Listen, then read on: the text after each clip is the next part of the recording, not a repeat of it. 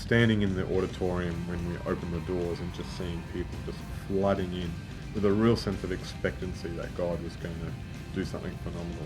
To be able to stand in the venue 1 minute, 9,000 empty seats, and then minutes later seeing it absolutely jam-packed, and then to walk outside into the foyer and basically see thousands of other people wanting to come in and really experience God's presence. It was awesome.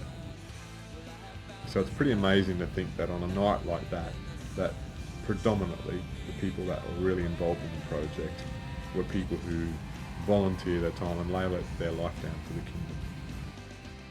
In your own church, in your own ministry, in your own life, that you really could leverage off that and saying, if God can do it for them, He can do it for me. Because I know that that's the case for us. How we started doing these things many years ago was we just had to go and just believe that God could use our best efforts. And so that's what I'm hoping that you can really get out of this. When we realised that Darlene was going to be pregnant during the album, we really sat down one day at home and just basically counted the cost and said, look, maybe she shouldn't be involved or whatever. And we didn't know what would happen on the night, and it was only down to a number of weeks prior to the album that we really had a sense of God confidence that she can really participate in this strongly. And since then, obviously, she's had a baby girl called Zoe, who's a fantastic, beautiful daughter. And it's been a really interesting time and so many different parallels in birthing a project as well as birthing a newborn baby into the house. It's been a fantastic parallel to see how God birthed this thing spiritually as well as physically.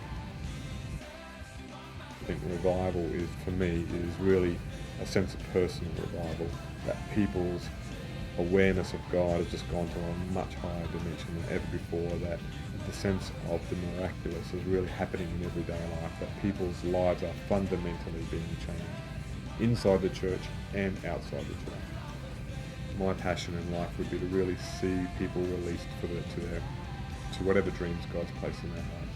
And I think the challenge for each one of us is in our everyday lives, bringing God more into our world, so that even though we are living in this world, obviously, how can we outwork God in our everyday lives? How can we commune with Him, spend time with Him, and communicate to other people? How can I take God to my next door neighbour? And that's a great concept, and the challenge, I think, that's before all of us.